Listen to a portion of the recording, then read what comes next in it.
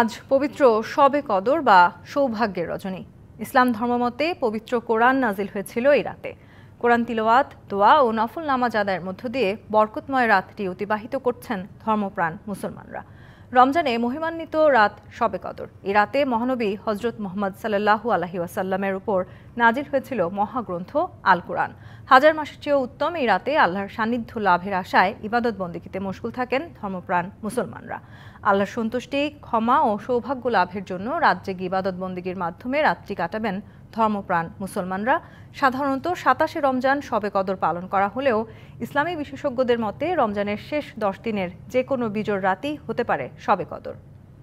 হাজার মাসের চেয়েও সর্বশ্রেষ্ঠ রাত পবিত্র লাইলাতুল কদর। জাতীয় মসজিদ বায়তুল মোকাররম থেকে যুক্ত হচ্ছেন সহকর্মী মাহমুদুল হাসান নাজিম।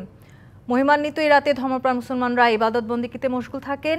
আপনি জাতীয় মসজিদে আছেন, বায়তুল মোকাররমে, সেখানে কি অবস্থা, মুসল্লিরা কি করছেন সে বিষয়ে জানাবেন আমাদের। আপনাকে অসংখ্য ধন্যবাদ।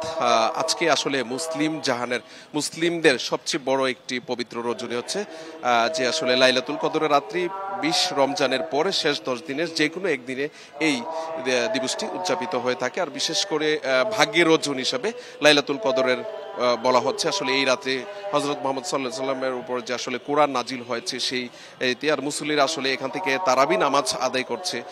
তারাবি নামাজের পরে এই সারা রাত্রে তারা ইবাদত বন্দেগীর মধ্য দিয়ে নফল নামাজ, কোরআন তিলাওয়াত সহ তাসবিহ তাহলিল পাঠ করবেন।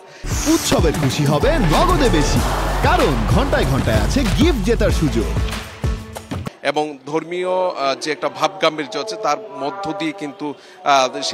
মধ্য দিয়ে কিন্তু তারা মুসল্লিরা অতিবাহিত করবেন। এবং আসলে এই রাত্রিটির গুরুত্ব কিন্তু আসলে অনেক সম্মানে মহিমান্বিত এবং ভাগ্যের রজনী হিসাবে অভিহিত করেছেন পবিত্র কোরআনে।